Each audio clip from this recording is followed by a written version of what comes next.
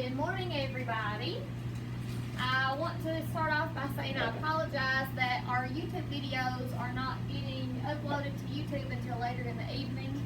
We usually record around 11 o'clock each day, and I start uploading it as soon as we get finished recording, and sometimes it just takes a really long time to upload. Not sure why. But we're going to go ahead and get started with our calendar this morning. And first of all, we are still in the month of September, and we have on our calendar the name or the word September at the top. Anytime you see a calendar, the name of the month is going to be somewhere, usually at the top of the calendar. The word September begins with an uppercase S. Just like your name is special and begins with an uppercase letter, the word September is also a special word, and it also begins with an uppercase capital letter. So our month right now is September, so let's just say that in a complete sentence. The month is September. And you are repeating when I point to you, it's your turn. Very good. Now yesterday, our day of the week was Monday. Does anybody know what day of the week comes after Monday? It begins with the letter T and the sound T, T, T. Anybody have any idea? If somebody said it at home and you were right, good job. If you don't know, that's okay too. So our day of the week is Tuesday. After Monday comes Tuesday. Tuesday also begins with an uppercase T, capital T, because the word Tuesday is also a special word. So let's say that in a sentence. The day of the week is Tuesday. Very good. Yesterday was the 14th day of September, and we're going to count starting at 1 to see what number comes after 14. So at home, count with me. Here we go. Ready? 1, 2, 3, 4, 5, 6, 7, 8, 9, 10, 11, 12, 13, 14. After 14 comes 15. So today is the 15th day of September. And what color of circle do you think we need today? Remember, we have our circles arranged in a pattern. We have an A-B pattern. We have orange. Every time there's an orange, a green comes next, and then the pattern starts itself back over. We had orange yesterday, we had green yesterday, so today we need orange. My mind was skipping ahead a little bit. When I write the number 15, I put a 1 first. That tells me that the number 15 has one group of 10. And then I put the number 5. That tells me that inside the number 15, I have 5 ones. So this is 15, a 1 and a 5. And I'm putting it underneath the day of the week, Tuesday, after the number 15. So now we're going to our year.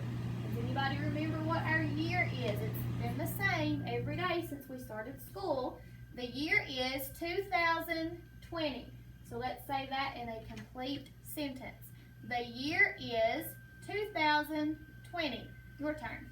The year is 2020. Good job. So let's say our whole date. We're going to start with the day of the week, the month, the number of days in the month, and then the year. So repeat after me. Today is Tuesday, good, September 15th, 2020. Very nice. Now we're going to go over to our straws and count the number of days that we have been here at school. Yesterday we did something a little bit different. Yesterday we moved straws from the ones place over to the tens place. Remember, the ones house is small and only 9 straws can ever live there at one time. So when we get 10 straws in the ones place, we have to pack up all their belongings. That's what we did yesterday. We bundled them up with the rubber band and they moved next door to the tens place. So today we have 1 straw. This 1 straw represents today's day of being at school. And we're putting it in the ones place. It's 1 straw all by itself. so it goes in the ones place. Yesterday we did not have any straws in the ones place. We had 0, so now we have 1. So we're going to take out the number 0, replace it with the number 1. So now we have 1 straw in the ones place. So now we're going to count our tens place. So there's a couple of ways we can do that. We can count how many groups of 10 we have, or we can count by the number 10. So if I had somebody up here standing with me, we would take our group of 10 and I would pass it to them, and we could count and just say 10 because we know that there are 10 straws in that group. So let's practice just counting by 10. There's 10 straws in this group, so we're just going to say the number 10 as I switch hands. Ready? 10. Very good. Now, the number that's here underneath where it says tens place should tell us how many groups of 10 we have. So yesterday we bundled up the straws, we moved them over to the tens place, and we only have one group of 10. So we put that in there, and then we have the number 1 for one group of 10. Now, if I'm going to count all of my straws together, I'm starting with the largest place. So that's going to be the tens place for right now. So I will first start counting my tens place straws, and then I'll add my ones place straws to it. So if I had a friend, a line leader here helping me, I would pass it to them. I don't have a line leader, so I'm moving it from my left hand over to my right hand. So we're going to start counting. First, we're taking the whole group of tens, and we're going to say 10, and then I'm taking one more, which would be 11. So let's try that again. We're going to start counting at 10, and then we'll say 11. We have one group of 10 and one in the ones place. So ready? Let's count. We have 10, then one more would be 11. So I'm going to put the group of 10 back in the tens place, and I'm putting my one straw that we added today in the ones place. Now if we come over to our counting chart, we finished the top row of our numbers. Yesterday we counted at 1 and we stopped at 10. Remember, when we're counting forward, we're really counting up. As we're counting forward, the numbers are getting bigger, they're becoming larger, they are greater. So when we're counting by ones, counting forward, we're going to start at the number 1, which is on the left-hand side, and we're reading our numbers from the left, working our way over to the right. We're starting on the top row, and we're going to work our way down to the bottom. So I'm going to show you what I mean by that in just a minute after we count the number 10 when we get to the number 11.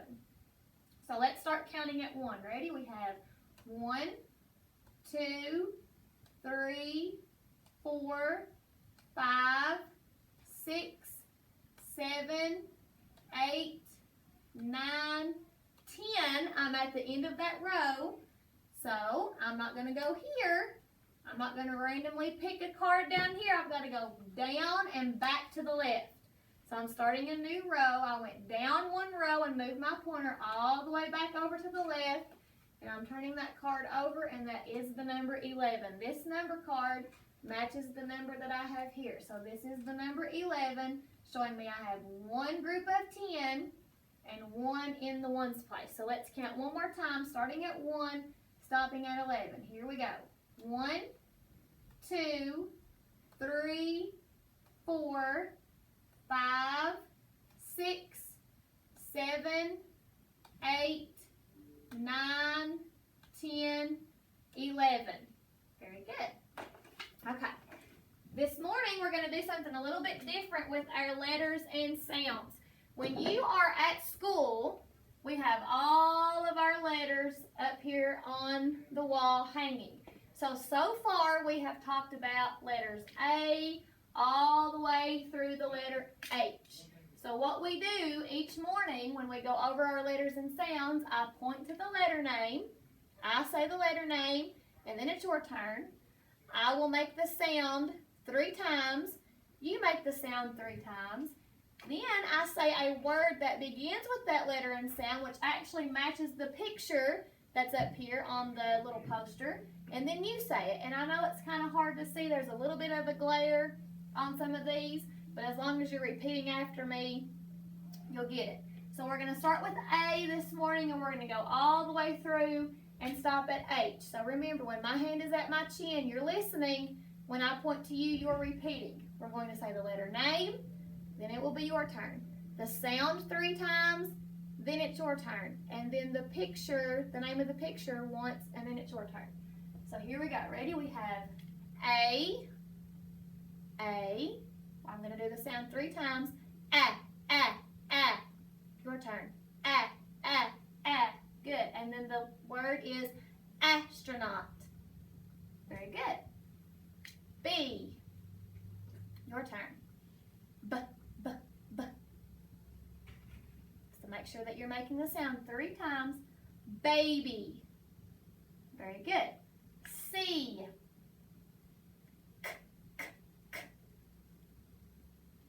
Cactus. D. Make it 3 times. Dolphin. And I'm trying to say it in my head as though you're repeating it back to me so I have the timing right. E.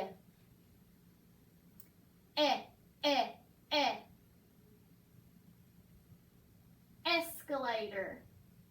Very good. F.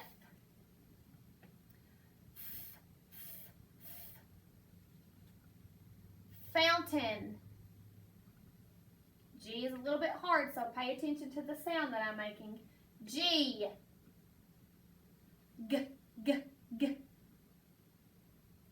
Goose. Good. And the last one, H. Very good.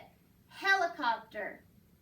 Okay, so every morning in kindergarten in our room, we start at A and we go all the way from A to Z in the alphabet as we are learning it. So this is something that we're going to start doing in our videos so that when we come back to in person on September 28th, you all will be used to it. And the more that you practice letters and sounds, the better and the quicker you're going to be to learn your letters and sounds. So make sure when I'm saying it and it's your turn that you are repeating after me so that you're learning it. So yesterday we talked about letters G and H.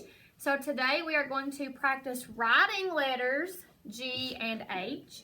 And I've got my dry erase board right here.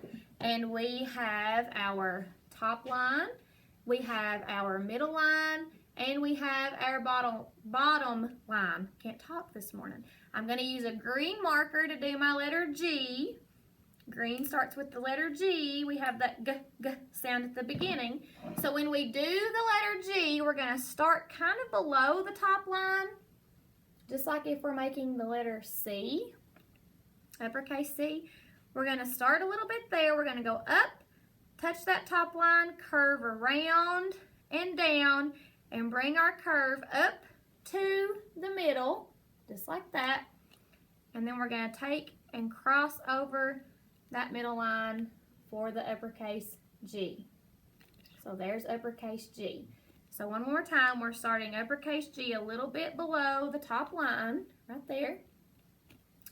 We're going to curve up, touch the top line, go down, curve once we hit the bottom, go up to the middle, and then we're going to cross from left to right on the middle line. That's uppercase G. Now lowercase g is a little tricky, and usually kids have a very hard time understanding how to make a lowercase g because they're so used to top, middle, and bottom line that they think they're not allowed to go below the bottom line. But lowercase g drops below the bottom line. So when you're making a lowercase g, we're going to start on the middle line right there. We're going to make a circle from middle line down to the bottom line. We're making a circle. And kind of like we're making an A, we're going to start here kind of with our stick. But we're going to take our stick and we're going to drop it below the bottom line and then make a little hook or a little curve. So lowercase g, that little stick comes below the bottom line and then it curves back up. Lowercase g. So I'm going to show you again. We're going to start at the middle line. We're going to make a circle around. So our circle goes right in between the middle and bottom line. We're going to pick our pencil up, go back here like we're going to start making a stick. We're going to drop our stick below the bottom line, and then we're going to curve right there. So we have uppercase G and lowercase g. So G's are a little hard. We've got some curves and some sticks that make up uppercase G and lowercase g. So I'm going to switch my colors out to show you H. I'm going to use red for H. That way they're different colors. H is very easy because it's just simple lines. We've got lines, okay? Well, we have one little curve, but we're going to do uppercase H first. So we're going to make a straight line from top to bottom, just like that. Remember, anytime we make our letters, we're making them from top to bottom. We don't ever start making a letter from the bottom and go up. So parents, when you're at home helping your kids write, make sure they're making their letters from top to bottom. Then we're going to come put a little bit of space between it, make another straight line down from top to bottom, just like that. Then we're going to connect those two lines by tracing across the line in the middle. So there's my uppercase H. So one more time, we're making a straight line down from top to bottom, putting a little bit of a space. We're social distancing our sticks and our H, not 6 feet, but about 6 centimeters maybe. And then we're going to go top to bottom, making another line, and then we're going to connect them by crossing in the middle. Okay? Lowercase h starts out the same way. We're doing a line from top to bottom, but then we're not picking our pencil up. We're going to follow that line back up and then make a little hump at the middle and go down to the bottom. Okay? So we don't pick our pencil up when we make a lowercase h, and please make it from top to bottom. Then slide your pencil back up and make the hump over. Don't start from the bottom up or start from the hump and go. We know how you all like to do some crazy things. So then lowercase h again, we're going top to bottom. Slide your pencil up on that line, make a hump around to the bottom line. So we have uppercase G and lowercase g, or sorry, uppercase G, lowercase g, uppercase H, lowercase h. Miss Saylor will get it right eventually. All right, now this morning we're going to talk a little bit about rhyming words, and then we're going to talk about sounds, okay? So first of all, I'm going to give you a set of words, and 2 of the words in the set are going to rhyme. Now remember, rhyming words are words that sound alike at the end of the word. So the last part of the word has to be exactly the same in order for words to rhyme with each other. Okay? So I'm going to give you 3 words, and then I want you to pick out which 2 words rhyme. So if we're in person, anytime that I want everybody to answer, I put my hand right here at my ear. And that tells that everybody can answer it at one time. If I want you to raise your hand and only one person answer, I hold my hand up and I wait for you to hold your hands up. But I can't see your hands, so we're going to go with the ear today. And if you know the answer, just yell it out. Okay? So here are the 3 words. I just want you to listen first. We have run, bun, cap. Okay, I'm going to say them again. Listen. Run, bun, cap. Now I want you to repeat them. I'm going to say them first. Run, bun, cap. Now we're going to talk about them. I have run, bun, cap. Okay? So we have run, bun, cap. You say them. Run, bun, cap. Which 2 of those words rhyme? If you know, say it. And I'm going to pretend that I hear little shy voices, or some of you might not be shy. You might be yelling at the top of your lungs. Let me know which 2 words rhyme. What do you think? Okay, the answer is run and bun. They both end with that un part. So we have run, bun. And then over here you have the word cap. that ended with the ap sound. So and un match, but un and ap are different. So those words do not rhyme. Okay, next one we're going to do one more set because I know that was a little bit tough. So we're going to do one more set, and I want you to see if you can figure out which words rhyme. Okay, so let's listen. What if we had, well, I'll just say them first. Cat, rug, hat. So listen again. Cat, rug, hat. You say them. Cat, good. Rug, hat. Let's talk about them. We have cat, ugh, at. So which of those words had the same ending part? Okay? So let's listen. One more time. We have cat, rug, hat. Very good. So which two of those words rhymed? Say it out loud. Which two of those words rhymed? Very good. Cat and hat were our rhyming words. They both ended with at.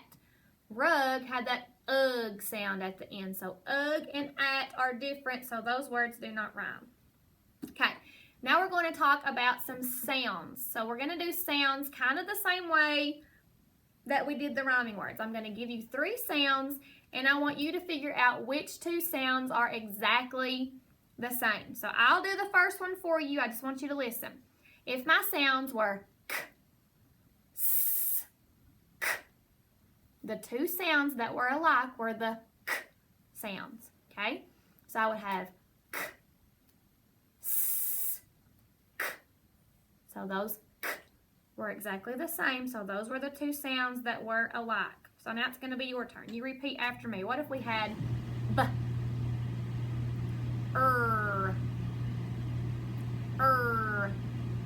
So we're going to do those sounds, all 3 together, and I'm going to put my hand at my ear, and you tell me which 3 sounds were alike. So listen again. B, You repeat. B, Which 2 sounds were the same? I'll give you a hint. We had b,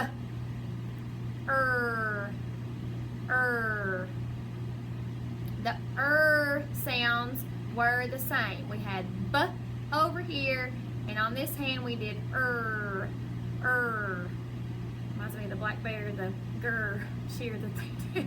Anyway, okay. So we're going to do another set. So listen carefully and see if you can figure out which sounds are the same. What if we had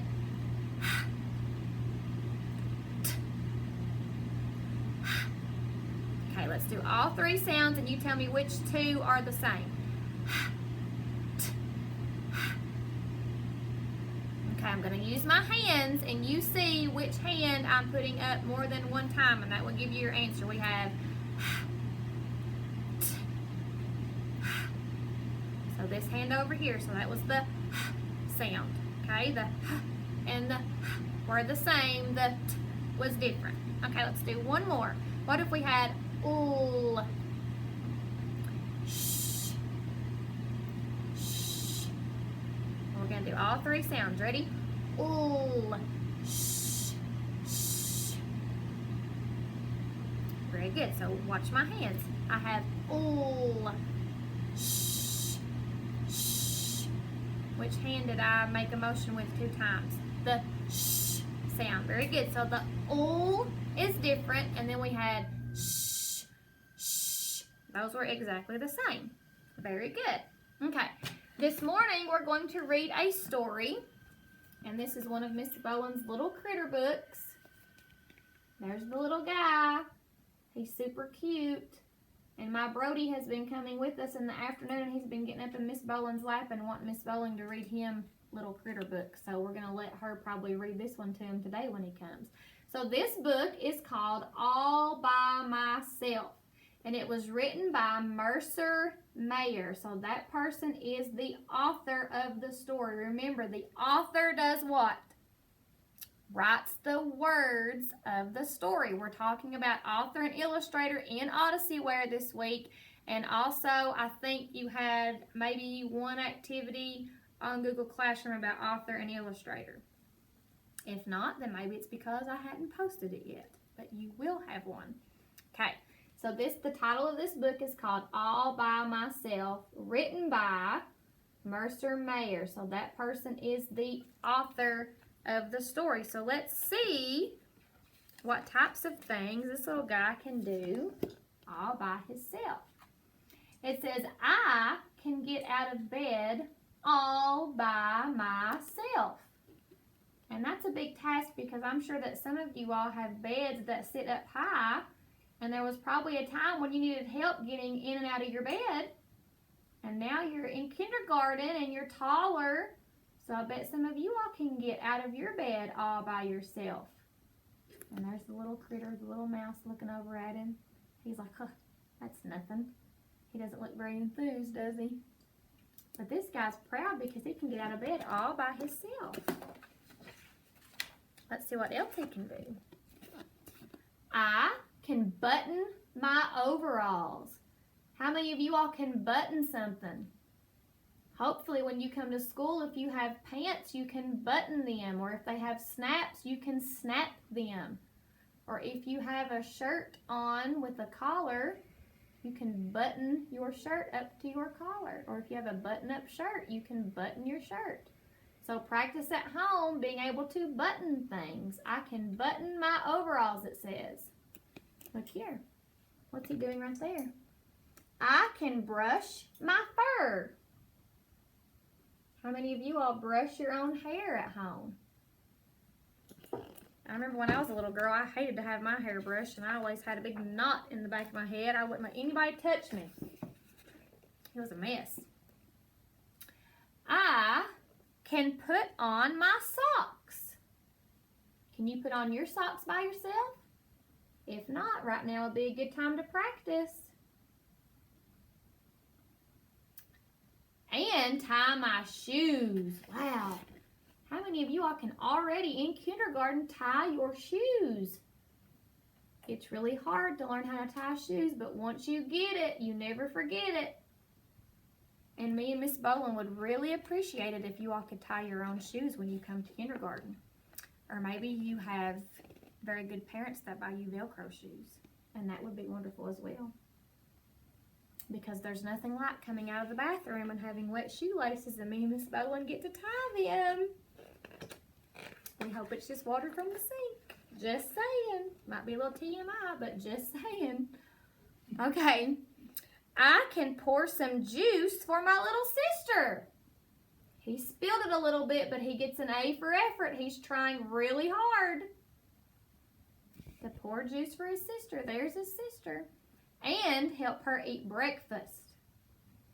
She made a mess on his head, didn't she? That's always fun, helping little brothers and sisters eat their food, because then you get more food on you than they get in their bellies. I can pull a duck for her. I can drive my truck. He's playing with toys, isn't he? Look up here. I can ride my bike. Now he's got a tricycle with 3 wheels. That's a little bit easier to ride, but I bet some of you all can already ride a big bike without training wheels. That's fun. I can give a drink to my bear. He's trying, isn't he? My little boy that just turned 9 just learned how to ride his bike without training wheels this summer because he was always too scared. But he braved up this summer, and I told him I'd buy him a new bike if he learned to ride without training wheels, so he did it. I can kick my ball and roll on the ground. There he is outside playing, kicking his ball to the little critter and rolling on the ground. I can pound with my hammer. I can sail my boat. What are some things that you all can do? Think about it. What are some things that you can do all by yourself? I can look after my little sister. that little sister looks a little wild, don't she? She's off chasing. Look, he's got her on a leash like a dog. Got a harness around her and a leash on her.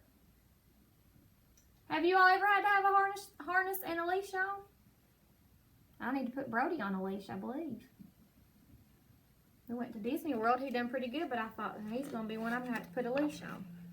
But he did good. I can help Dad trim a bush. He's about to trim the whole bush down, isn't he? But I bet Dad will stop and help him do it the right way.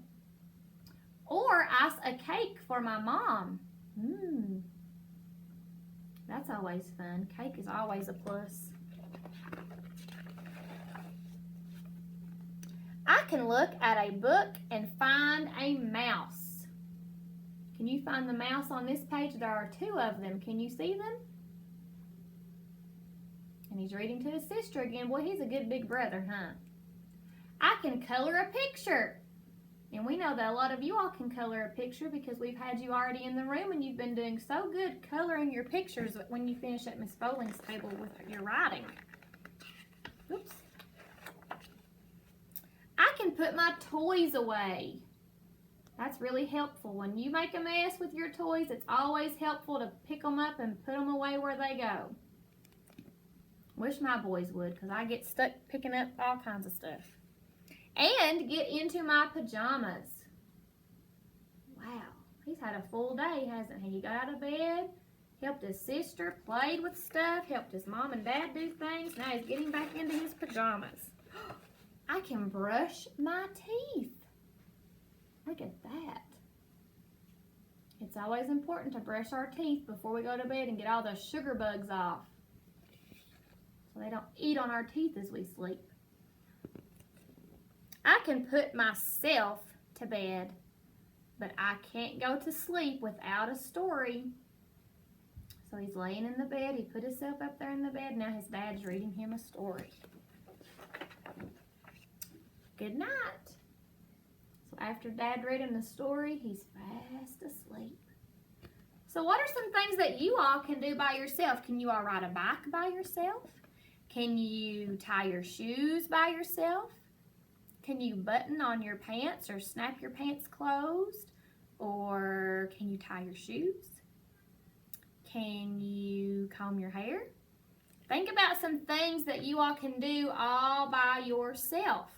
And if you want to take a video of yourself doing something or take a picture of you doing something that you're able to do all by yourself, have Mom and Dad send it to me and Miss Bowling on Dojo, because we would love to see some things that you all can do all by yourself. If you can tie your shoes, have Mom or Dad video you and send it to us on Dojo. If you can ride your bike, we'd love to see you outside in the pretty weather riding your bike. So take a picture of something or send us a video of you doing something that you can do all by yourself. Okay? So that's all for today, and we will see you guys tomorrow. Bye.